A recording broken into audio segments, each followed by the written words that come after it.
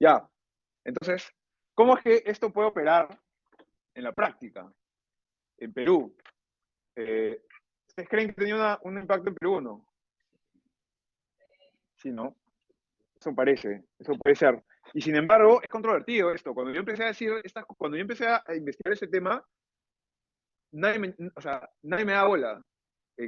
O sea, estoy hablando de 2013, 2014. Segunda vuelta, ¿qué tiene que ver? No, olvídate. Y ya ahorita más o menos sí hay alguna gente que está un poco más convencida de que puede eso ser parte del tema. Pero bueno, obviamente hay un montón de gente que ha escrito sobre esto. También hay un texto de Cynthia McCocklin, sí, McClintock, no estoy seguro cómo, que habla de la segunda vuelta, pero ella está a favor, y ella destaca los elementos positivos. Entonces les recomendaría que si les interesa el tema, la lean a ella, porque ella, al revés que yo, destaca como que todo lo positivo de la segunda vuelta, todas las cosas que te pueden parecer. O sea, esto es un argumento opuesto. Cynthia es uno de los que puse como complementaria en intranet, es de ella. Eh, el efecto de la segunda vuelta en Perú o América Latina, una cosa que se llama su texto.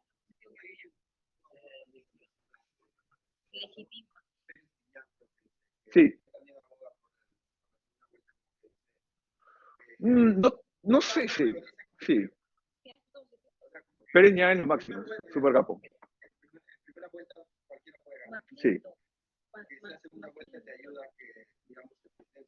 Claro. Sí, pero en eso yo creo que Pérez y Iñán tienen razón. Yo no creo que. Lo que pasa es que a veces puede sonar como que a mí me encanta la primera, que solo haya una oportunidad. Y no, sí, obvio. No, lo que pasa es que me parece un poquito mejor que lo que tenemos ahora, para nuestro contexto en específico.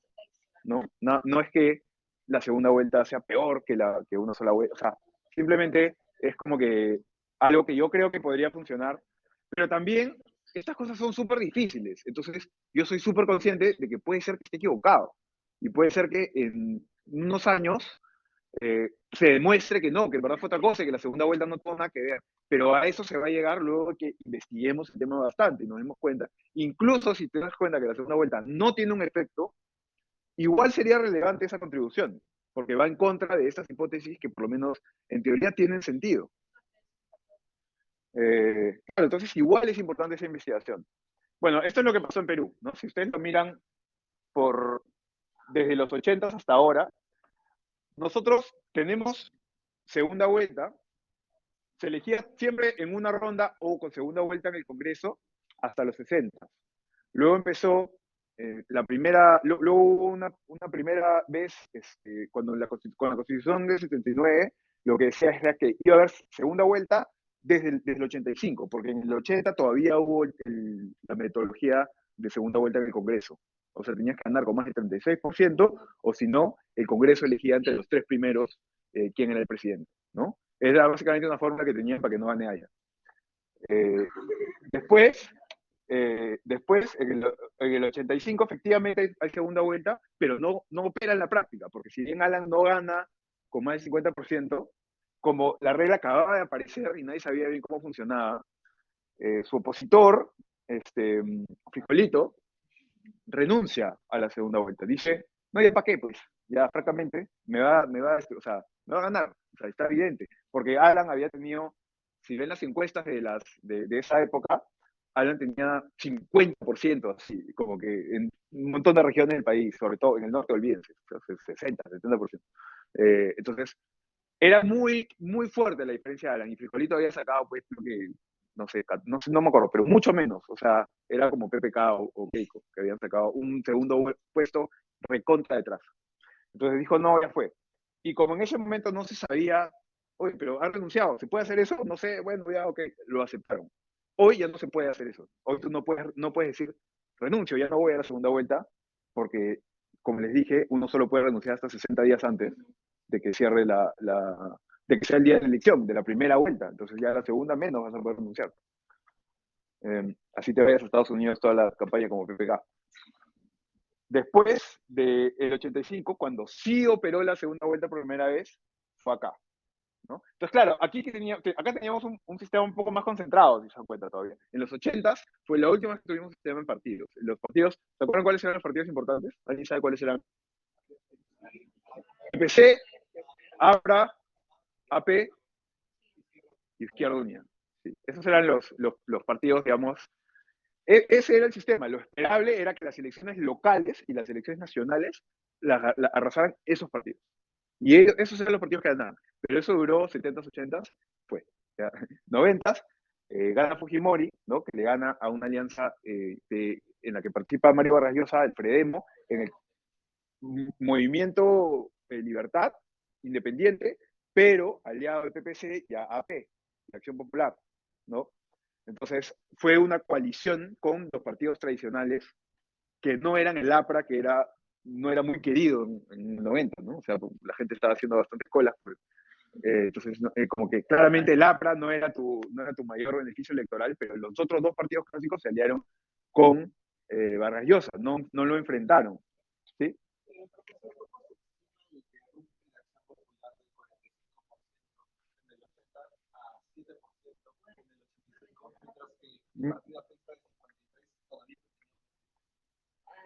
Eh, Creo que la imagen de Belaunde eso también es como que una apreciación, eh, pero mi impresión es que la imagen de Belaunde era más determinante para Acción Popular que la imagen de Alan para el APRA, porque el APRA había sido alguien que, o sea, es un partido que había tenido a Aya de la Torre como líder, y Alan fue un pata que acababa de surgir en ese momento, pero no era en ese momento necesariamente la única imagen que tú pudieras tener del APRA. El APRA significaba más cosas. Había más gente, había opositores en el APRA Alan. Entonces creo que era distinto en ese momento. Pero fíjense que en esta elección, entonces, hay una alianza de gente que va con Vargas Llosa. Vargas Llosa surge como oponiéndose además a Alan, ¿no? Se opone a la estatización de la banca. Y así es que surge la carrera de Vargas Llosa. Le dan el pez en el agua. Es bien importante para entender esa época. Eh, bueno, acá entonces, si en la elección del 90 no hubiera habido segunda vuelta, ¿ustedes quién creen que ganaba? Era bien difícil que gane Fujimori. Fujimori creció a una velocidad que no se ha vuelto a ver. Pedro Castillo creció tan rápido. ¿Ya? Fujimori creció en las últimas 2 semanas y llegó a 20 y algo por ciento, o sea, más que Castillo. Y Castillo no creció en 2 semanas, creció como en 4. Lo que pasa es que la gente no le prestó atención a las primeras 2. Eh, Fujimori, en cambio, literalmente solo creció en 2 semanas y media. Y fue como que una curva altísima. Entonces, ¿y qué era lo que estaba pasando? Que la gente, la primera minoría del país, está seguro que iba a elegir a Vargas Llosa, era evidente, pero había una mayoría del país que no le gustaba, lo que pasa es que no tenían candidato. Entonces estaban buscando como que, esa cosa ha vuelto a pasar un montón de veces luego. Normalmente las elecciones después hemos visto que comienzan con un candidato o dos candidatos favoritos y en realidad la mayoría de la gente no les gustan esos candidatos, entonces van buscando alternativas. Hasta que alguien no les gustó, cae. Surge otro, no les gustó, cae. Surge otro al final, ese es el que de alguna manera llega a la segunda vuelta. Por eso son un desastre nuestras elecciones, porque siempre hay como que mucho cambio de eso. Pero entonces, 90, la primera es que hay segunda vuelta, y nos pasa algo contrario a Duverger, que es que se concentra el sistema de partidos durante 2 elecciones.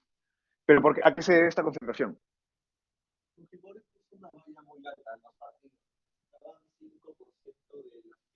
Ujú.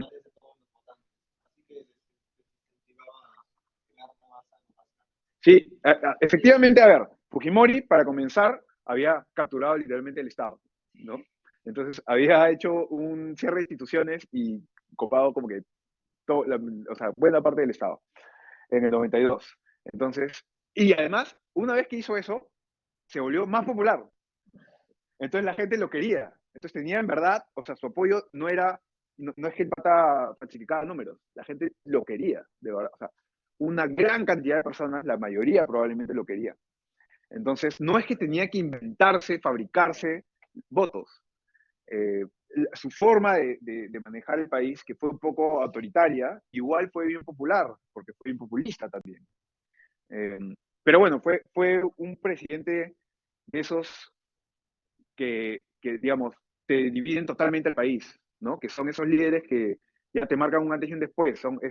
Es nuestro Uribe, Pinochet, digamos, en todos los países hay uno, dos, que son así esos líderes que te han marcado. Sí, Chávez, literal, ¿no? O sea, no todos son de la misma tendencia. Chávez fue una cosa totalmente distinta eh, por ideología que Fujimori, pero no por las formas democráticas. Sus formas democráticas fueron bien parecidas, tanto así que de Fujimori se copiaron Evo, Chávez y Correa después para el tema de la reelección, la interpretación auténtica de la reelección, ¿no?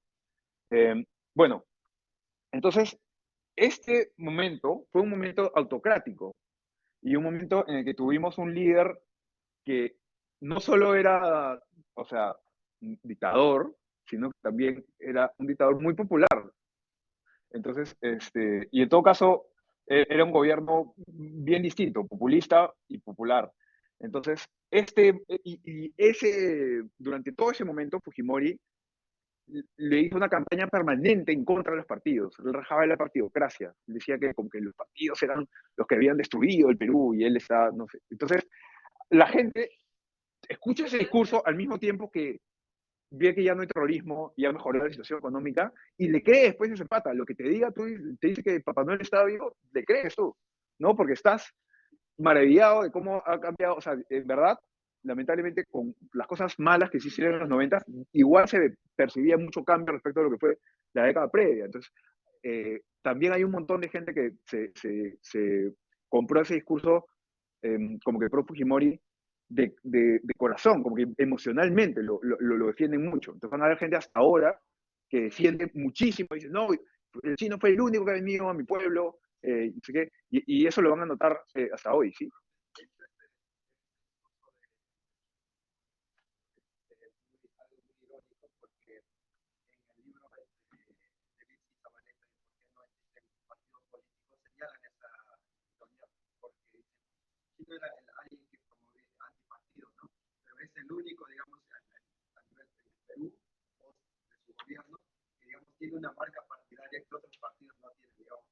Claro. Claro, Fuerza Popular, ¿cómo le dicen? Le dicen Fujimorismo, no le dicen los fuerzas populistas, ¿no? Le dicen Fujimorismo, o sea, realmente es su marca. Entonces, es súper importante, es más fuerte todavía que la marca Uribe allá, porque allá Uribe ya se diluyó mucho más. No está el hijo Uribe compitiendo electoralmente como el candidato más importante, ¿no?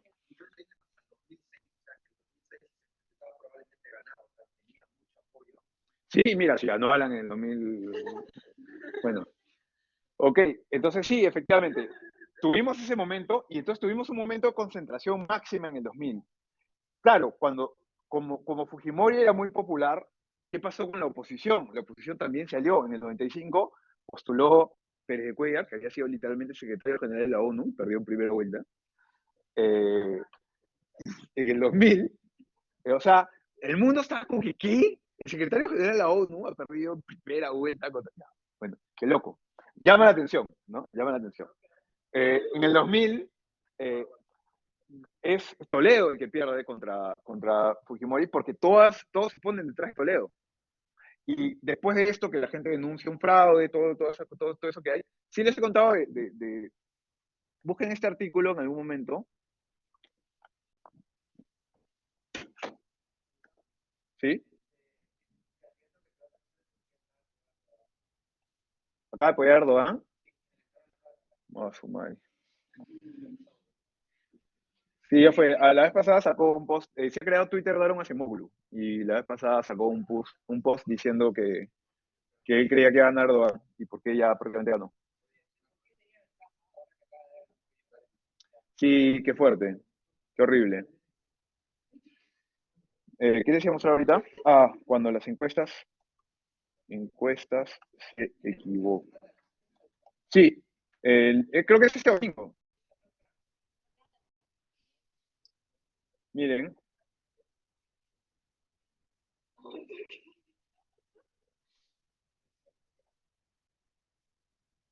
hay este artículo de Alfredo Torres que se llama Cuando las encuestas se equivocan. Mírenlo si les interesa entender un poco de la elección del 2000 y qué pasó.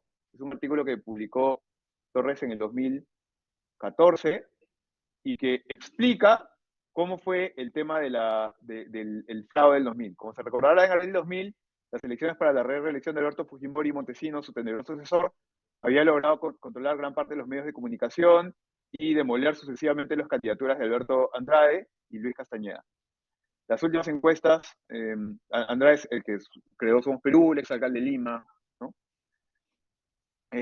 Las últimas encuestas mostraban una ventaja de 5 puntos para Fujimori sobre Toledo. Ojo, las encuestas ya te decían que Fujimori, y las encuestas en general, o sea, digamos, las de Ipsos, no solamente las de Ipsos. El día de las elecciones, y esto fue lo que generó mucha polémica, Boca de Urna de Apoyo, que ahora es Ipsos, dio un virtual empate con Toledo. El Boca de Urna, lo malo es que el Boca de Urna es una cosa que tiene un margen de error bien amplio, porque la gente, no todo el mundo quiere responder cuando sale de votar. Entonces, ¿quiénes son las personas? ¿Quién es la muestra de gente que responde? No necesariamente es aleatoria. Es la gente que está más contenta con su voto, que de repente es el que sabe que su candidato va a ganar.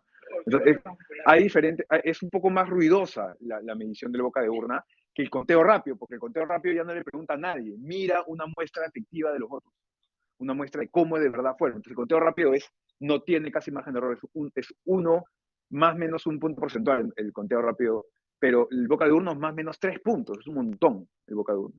Entonces, el Boca de Urna le daba empate a Toledo ligeramente por delante de Fujimori. Similar resultado tuvo Datum, ya, pero entonces ese Boca de Urna que le dio empate a Toledo, como después en el conteo cambió, cuando en las horas de la noche el conteo rápido de apoyo le dio, informó que Fujimori ganaba, el resultado estaba a 4 puntos de lo obtenido por cada uno del Boca de Urna, que era el límite de margen de error, pero al invertirse el orden todo el mundo dijo fraude. Evidentemente, porque es como la percepción es lo que importa. Entonces, hasta ahora hay muchísima gente convencida de que en el fraude del 2000 se trató de una alteración de los votos. En realidad no, no fue una alteración de los votos. Sí fue fraude, pero por el uso del aparato estatal, desde años antes de la elección incluso. No por haberse metido a alterar, al menos masivamente, los votos, ¿no? Incluso ni siquiera necesitaba hacerlo. Ya ven que las encuestas como que te dan, Fujimori todavía era popular. Esto fue antes de los Vladideos, ¿no? Los Vladideos fueron en septiembre del 2000. Y esto fue, o sea, las elecciones fueron en abril y junio, ¿no? Bueno, revisen ese artículo entonces si les interesa entender más ese tema. Cuando las encuestas se equivocan, de Alfredo Torres, y vamos a ver,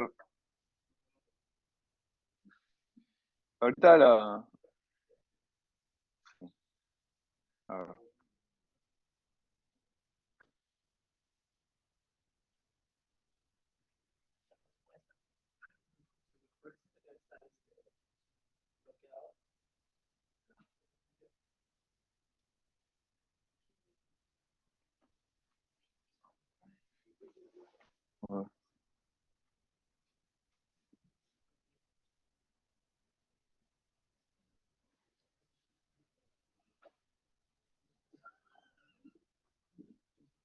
Ya, bueno, entonces post elecciones del 2000 teníamos un escenario bien interesante. En el 2000 lo que ocurrió fue que teníamos un sistema concentrado. Y si bien los partidos no les había ido del todo bien, ¿quién quedó tercero?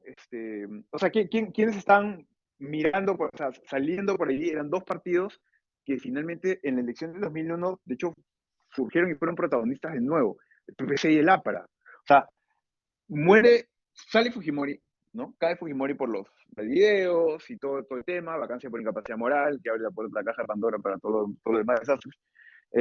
Pero bueno, entonces, 2001, se convocan nuevas elecciones. Acción Popular decide no postular porque Paniagua había asumido la presidencia y en ese momento todavía había algo de, digamos, coherencia y esencia en ese partido, porque está liderado por Paniagua. Entonces, bueno, él efectivamente decide no mandarse, que yo creo que fue lo que debió hacer Julio Guzmán, si hubiera tenido algo de estrategia política, pero bueno. Debió ser, claro, que Guzmán decía, no, pero yo no fui el que asumí la presidencia, entonces me mando nomás el 2%. Ok, entonces en este momento, tuvimos, en este momento, surgieron en el 2000, como, además de Toledo, que era evidentemente una alternativa, o sea, lo que había pasado para la elección del 2001, había desaparecido quien había sido el actor más importante de la política peruana. O sea, había quedado un vacío enorme, ¿no? Fujimori ya no estaba. Entonces, sin Fujimori, el favorito era ¿quién? El que había quedado en la segunda vuelta de la elección previa. Ese pata siempre es el favorito, siempre es uno de los favoritos. Después lo hemos perdido últimamente, pero el que quedó en segunda vuelta de la elección previa siempre comienza. Ya, Toledo. Pero a un montón de gente a la que le gustaba Fujimori no quería Toledo, ¿no? Tú quieres alguien, entonces le pasa de alguna manera a Toledo lo que le pasó a Vargas Llosa. Ok, eres el favorito, pero una mayoría del país no sabe quién escoger, pero a ti no te quiere. Entonces, ¿entre quiénes se dividieron ese voto? El voto de los que no querían a Toledo. Los que aparecieron fueron Lourdes Flores, con Unidad Nacional, que además en ese momento estaba aliado a Castañeda. Castañeda era un líder relevante todavía. Y apareció Alan, que volvió y todo el mundo pensó que le iban a meter preso o algo así, y de la nada dijo, no, han prescrito todas mis cosas. Entonces postuló a la presidencia y le fue increíblemente súper bien. ¿Por qué? Porque la expectativa de la gente era que si el APRA postula, todavía estás acostumbrado a que el APRA es un partido que le va bien, entonces es una posibilidad, ¿no? O sea, no ha cambiado tanto, ¿no? Entonces, la gente todavía, entonces fue bien interesante que en el 2000 tuvimos o sea, una elección concentrada en tres alternativas. Esas fueron las únicas tres alternativas importantes.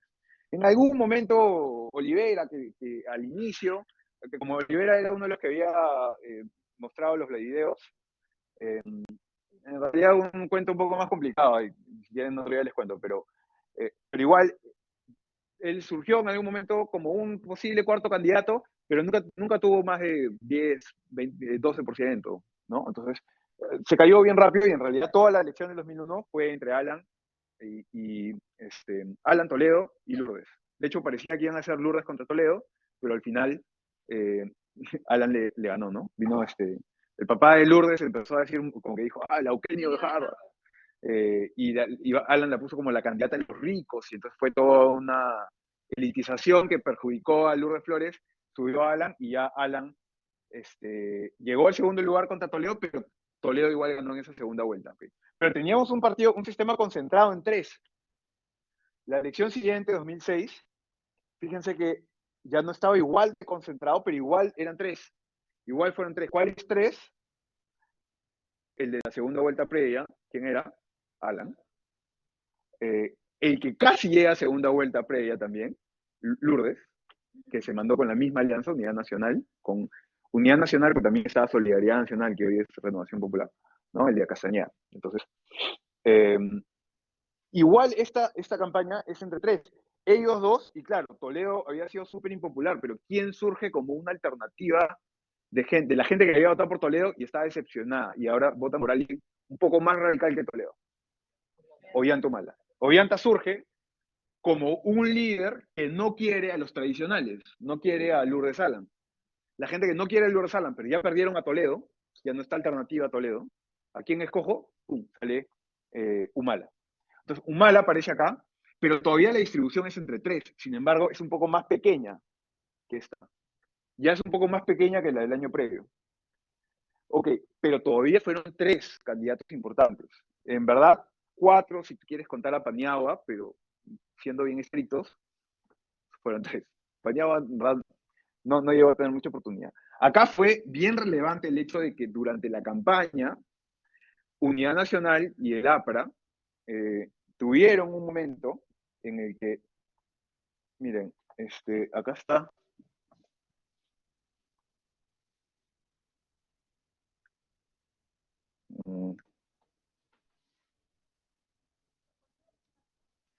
Vamos a buscar.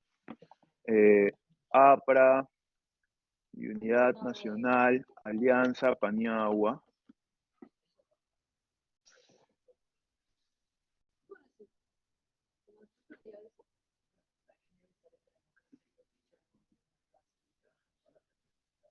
Aunque después se quiso perder, comió así con algo. No comía, se la había dado. Aproveché así, después está.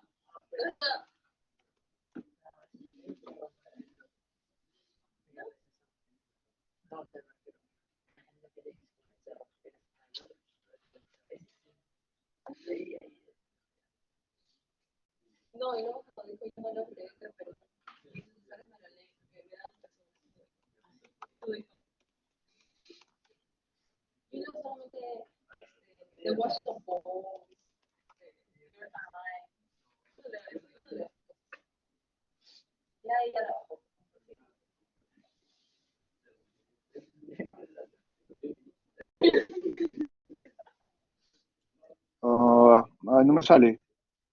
Estoy tratando de encontrarla. Ya, si no lo encuentro ahorita, no importa.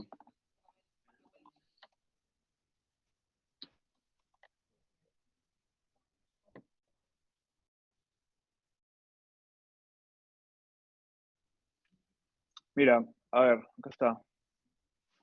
Acá lo ven.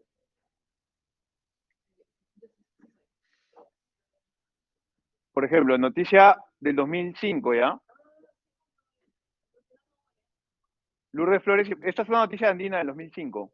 Lourdes Flores y Paniagua se reunieron en secreto con consultado coincidencias. De esa unidad nacional, Lourdes Flores y el expresidente Paniagua se reunieron en secreto en un encuentro que llegaron a varias coincidencias, según revela Andina. Entonces, habían rumores de alianza, pero lo que pasa es que, obviamente, si tú tienes segunda vuelta, tienes relativamente menos incentivos para aliarte porque tú crees que tú solito la vas a hacer, porque crees que no necesitas ya llegar a la mayoría desde el inicio, sino que puedes quedar segundo. Entonces, si puedes quedar segundo, y para eso, para quedar segundo te puede alcanzar con 20%, ¿para qué vas a tratar de llegar a 40%? ¿No? Entonces, Lourdes Flores lo que pensaba, lo peor que me puede pasar a mí es que quede segunda, ¿no? Porque ya me ha ido también, no creo que Paniagua me gane, y Paniagua había sido presidente, y también ellos ilusamente pensaban que podían llegar a segunda vuelta por su cuenta como mínimo. ¿Y qué pasó? Que los dos se quedaron fuera de segunda vuelta, y ¿quiénes llegaron a segunda vuelta? Los dos que eran los más odiados por todo el electorado, que eran Alan y Humala, ¿no? Entonces, los dos candidatos que tenían mayor rechazo, el 70% de gente los odiaba, ellos odiaron a segunda vuelta, ¿no? Entonces ya, 2006 fue así, y entre tres partidos, y fue la última vez que tuvimos una competencia entre tres partidos. Porque a partir del 2011 se rompe unidad nacional. Hay menos incentivos para aliarse con segunda vuelta. Y tú ya sabes, han ido bajando los porcentajes. En el 2000 parecía que tú tenías que llegar a 40% para llegar a segunda vuelta, pero en el 2006, 24%. Entonces ya no es tan grande. Entonces acá en el 2011 la gente dice, Castañeda dice, este es mi año. Entonces rompe con Lourdes, y Lourdes, de alguna manera, que busca otra alianza con PPK, cuentan a PPK, y el sancochado ese del 2011 que les conté, ¿no? La alianza por el gran cambio. Y después, entonces, claro, lo que surge acá, lo que surge en el 2011 es el candidato que había llegado a segunda vuelta en el 2006, que no había sido mal. Entonces, él es uno de los candidatos. Surge otro tipo de candidato que también es común en América Latina, que tenga y que también es un resultado de algunas desarrollos electorales, que sea popular, que es un expresidente, que ya puede volver a postular. ¿Quién era? Toledo. Toledo puede volver a postular, ya puede volver a postular, entonces, claro, lo mismo que Alan en el 2001, ¿no? Es un expresidente que, claro, él te agrupa porque como hay un montón de gente que ya lo conoce, hay alguna gente que lo quiere y dice, ya, mejor estamos con él. Entonces, tienes un mínimo de gente que te apoya, a diferencia de cualquier desconocido que quiere mandarse así de la nada. Entonces, en el 2011 tuvimos al de segunda vuelta de la vez pasada, Humala, al expresidente, Toledo, y la que casi llegaba a segunda vuelta se partió en dos, ¿no? Uno terminó siendo PPK con un Lourdes y el otro Castañeda. Y la otra persona que de alguna manera fue muy relevante en el 2011 fue alguien que había sido congresista en el 2006-2011 y que estaba reivindicando un movimiento que había sido, que había sufrido mucho entre el 2001 y el 2006. ¿Quién? Fujimori, Keiko. Keiko había sido congresista en el 2006. Entre 2006 y 2011 fue congresista, aunque faltó como en la mitad del tiempo, sí, pero igual fue congresista y de todas maneras generó mucha tensión porque, claro, fue la hija de Fujimori, era la primera vez, ¿no? Una cosa, entonces llamó la atención. Entonces tenías a más candidatos que eran como que conocidos y podían llamar la atención. Y como tú, ya el estándar era que con veintitantos por ciento podías llegar a segunda vuelta, habían 5 patas al final que creían que podían llegar a segunda vuelta.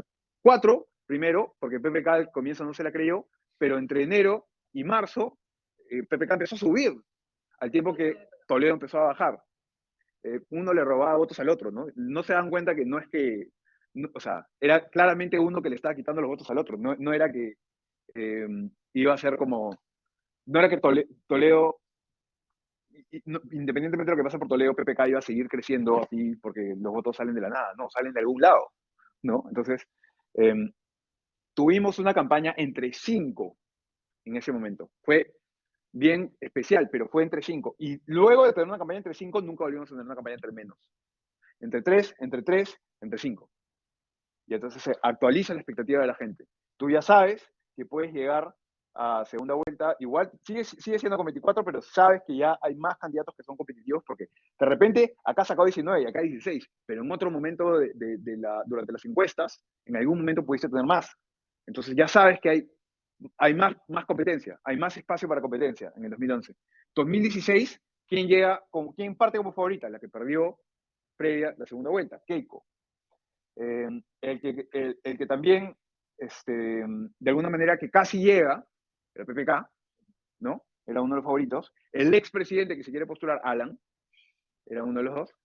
Alguien que se rompió también, el Castañeda, el que se salió de las alianzas previas, porque había hecho una alianza con PPK la vez previa, pero dijo que 2016 es mi año, César Acuña, que le había quitado parte del norte en las elecciones locales a Lápara, entonces tenía un partido que era bien fuerte en el norte. Y entonces eran ya varios candidatos más, pero todos buscando hacer el segundo puesto de Keiko, porque Keiko era claramente la favorita. Keiko tenía. La elección de 2016 fue bien especial porque Keiko llegó a esta elección con 30% de intención de voto, que llevaba arrastrándolo hacía 3 años. Entonces no era como Julio Guzmán, que creció de la noche a la mañana y luego volvió a caer. Era un apoyo constante, sólido, que no se te iba a caer así nomás. ¿Sí?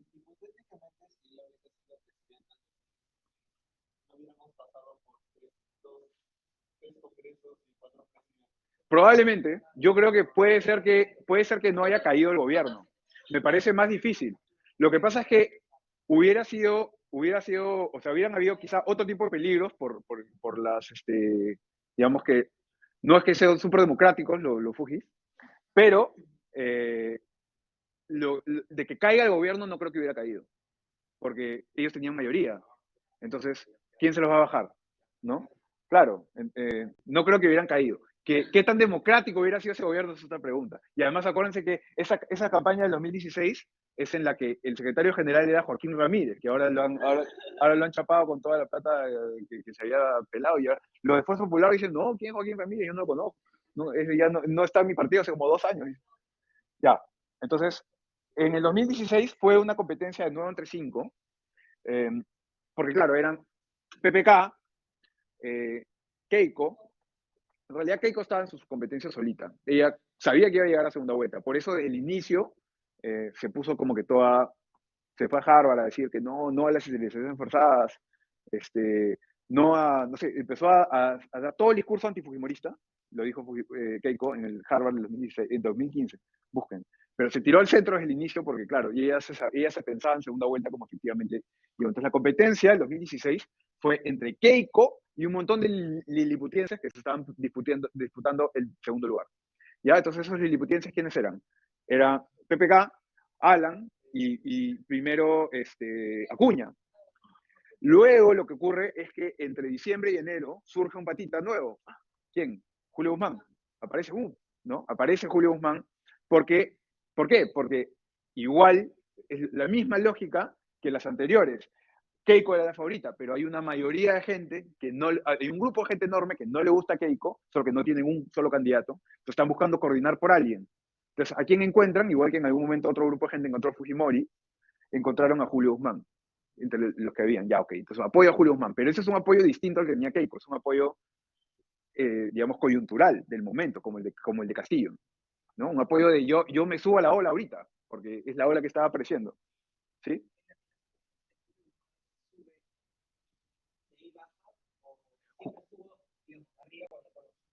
Tiene 1% en diciembre, 5% en enero, 16% en febrero, 18% un poquito después, y luego lo sacan.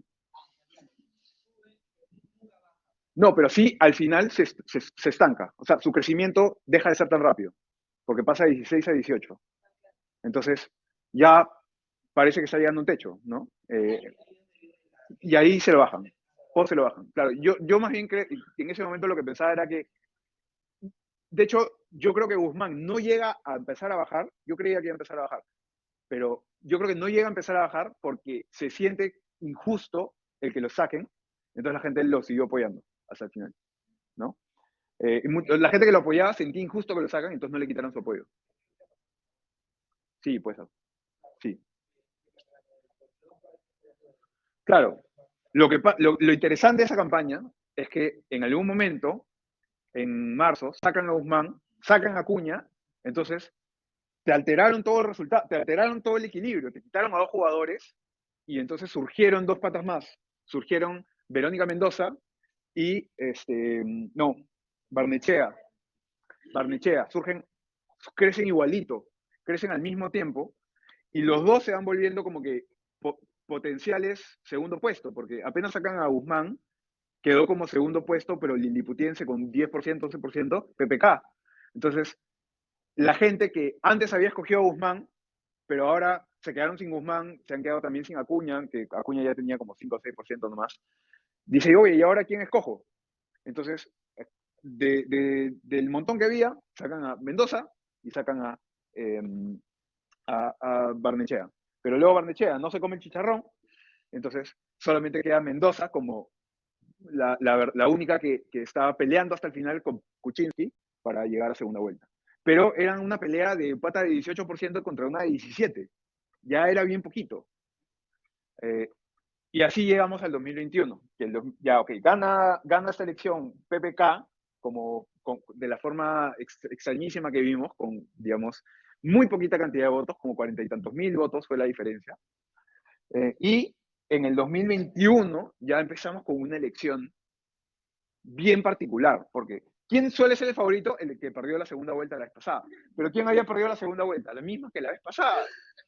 Entonces, ya era alguien súper conocida y que además había tenido un proceso judicial en contra que la había desprestigiado mucho y que además había tenido una bancada en el Congreso que no había sido muy querida por la gente. Entonces, hubo N factores que afectaron la imagen de Keiko hacia el 2021. Entonces, quien debería haber sido tu favorita y generar que alguien surja en su contra, no apareció, no había.